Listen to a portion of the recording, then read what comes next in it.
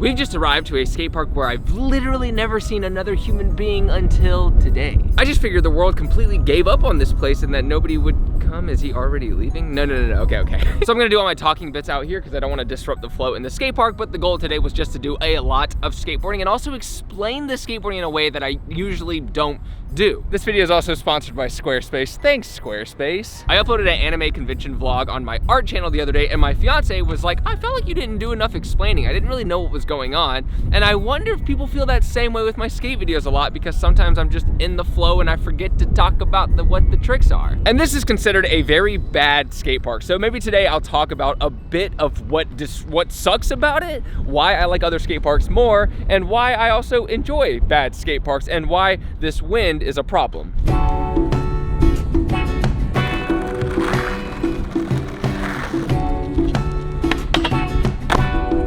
So it's a very windy day, and the problem with wind, there's three things. One, it actually does cause your board to kind of blow in different directions, so your tricks will be inaccurate, which makes skateboarding a lot more dangerous. Two, it feels like things are constantly touching you, and with skateboarding you need total concentration, so when you're about to try a trick and then wind kind of like engulfs your body, it's really distracting, and that one mental click can also be very dangerous. Three, it actually pushes you certain directions, so you can't decide on how fast or slow to go. So wind is just this big factor that sucks because obviously if you go towards the wind, it'll slow you down more than you thought. You might be going too slow by the time you get to the obstacle. And slammaroo. So how do I compensate for the wind? I skate in the direction of the wind, like the way that it's blowing, which yes, does limit the skate park ability, but it makes a much safer session and one that doesn't make me want to pull my hair out.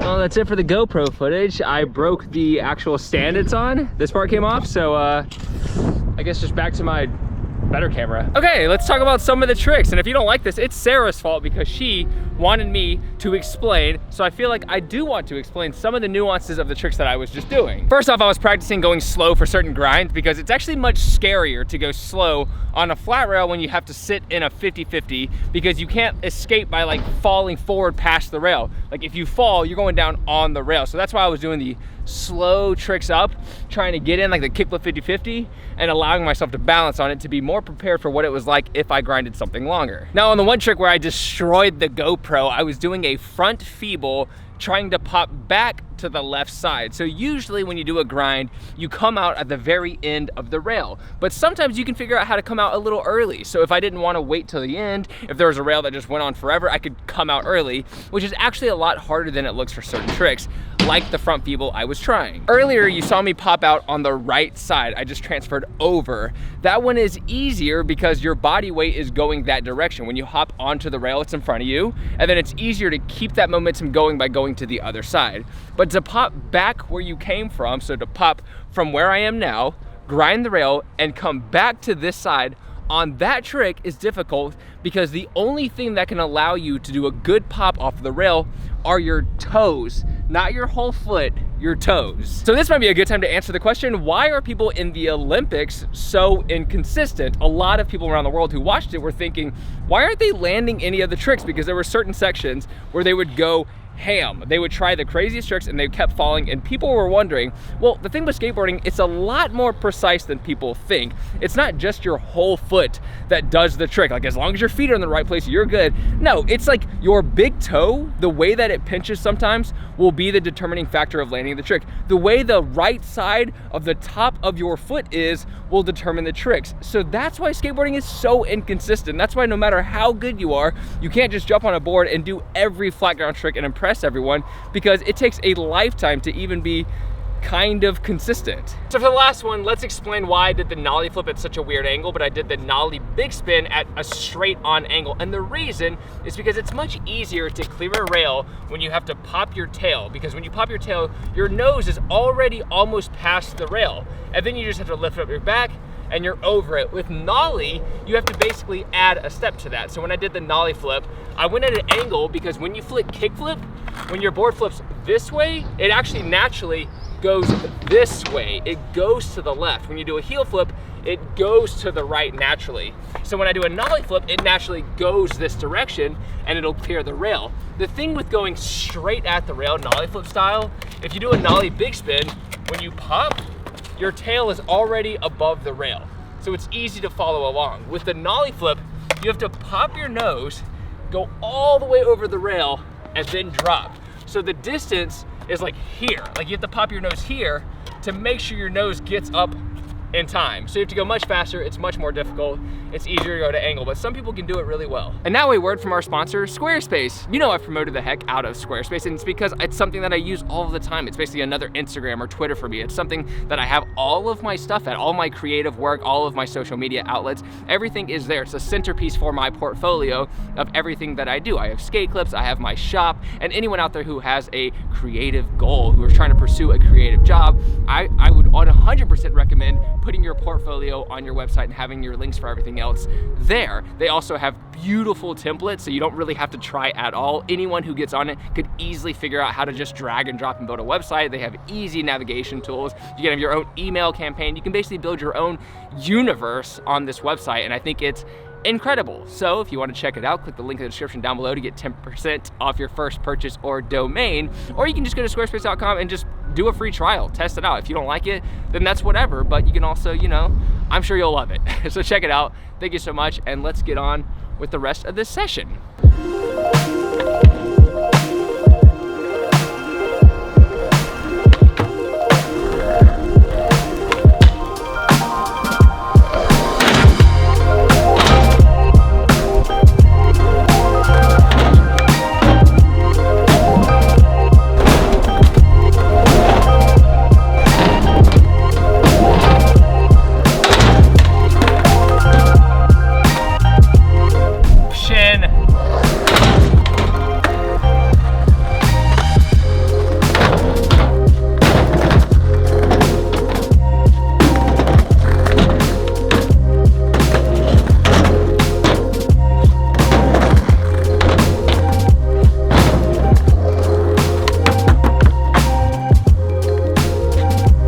Literal socks everywhere.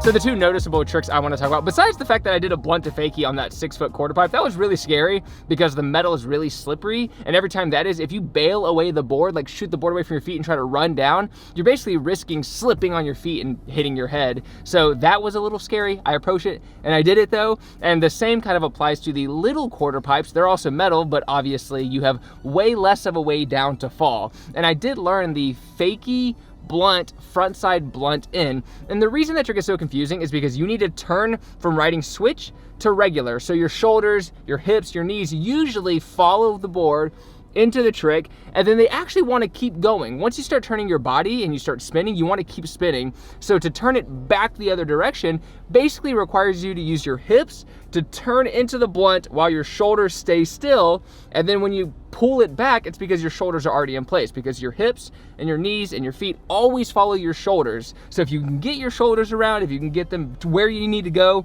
then your legs will follow but that can be very difficult. I also learned 2 new tricks on the ledge. I learned the fakie board slide to lip slide and the fakie board slide to 5-0. And this one basically required just waxing the ledge a lot and also putting a lot of weight on my front trucks so that I could actually nollie a little bit into the trick I needed to get into. So for the fakie board slide to 5-0, I was really surprised that I landed it as smooth as it ended up being, because that was a brand new trick and every other try felt so sporadic. So glad it worked out. I also think a funny addition to the Olympics conversation is the fact that half pipes back in the day, everybody made that look consistent. Tony Hawk and his crew, everyone skating the half pipe. But I think the main reason for that is because it also allowed hands. Most of the tricks they did required grabs, and grabs are a lot easier to do consistently. Grabs are more closely associated with ollies. And you could even hear Jaws talk about when he goes down really big gaps and he does like a kickflip, he says, when in doubt, grab it out. So even for him,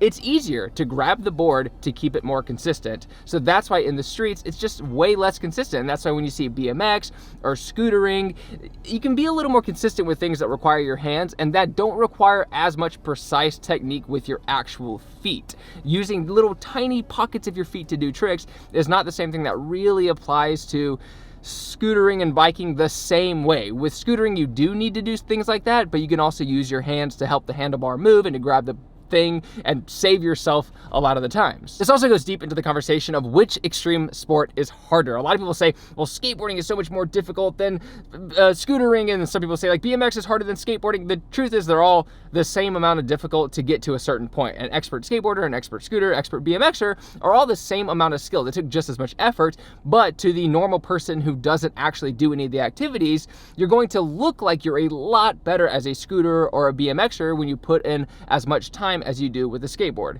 Maybe not BMX, but scootering, definitely. The first day riding a scooter, you can actually get it to do a tail whip. You can actually learn a bar spin. You can learn that the basic tricks pretty much in the first couple of days. With skateboarding, a kickflip can take you literally months and months and months. So to anyone else, obviously you look better on the scooter. Anyways, I also came into the car because they were playing music on a radio and I didn't want to get copyright strike for, you know, popular music being played. So that's it. I hope you enjoyed this video. I know it was really random and there was a lot of talking, but the whole point was I'm trying to be, you know, clarify a little more maybe to the person who doesn't skate as much, kind of tidbits of what's going on with the skateboard, because the intricacies are insane. It is like so complex when you get into the nitty-gritty of how certain tricks happen, and a lot of people will just be like, bro, I just do the tricks. I don't even think about what my feet are doing, and that's called a talented human. That's what that is. A lot of other people have to really analyze what their feet do, where they put their feet, and that's why so many of the tricks were so difficult. That's why I almost fell forward when I tried to do the nollie big spin, because I put too much pressure on the left pocket of the nose. Like, these are little things that can completely throw off a session. So anyways, hope any of this information was informationable. Felt like this was more of a podcast than a video, but if you did enjoy it, let me know and subscribe to this channel and all that good stuff. I'll see you next time. Take care. Holy crap, I just realized it's December 23rd and I have 2 days to prepare everything for Christmas. I'm going to Whole Foods. Take care, progress daily, and keep killing it.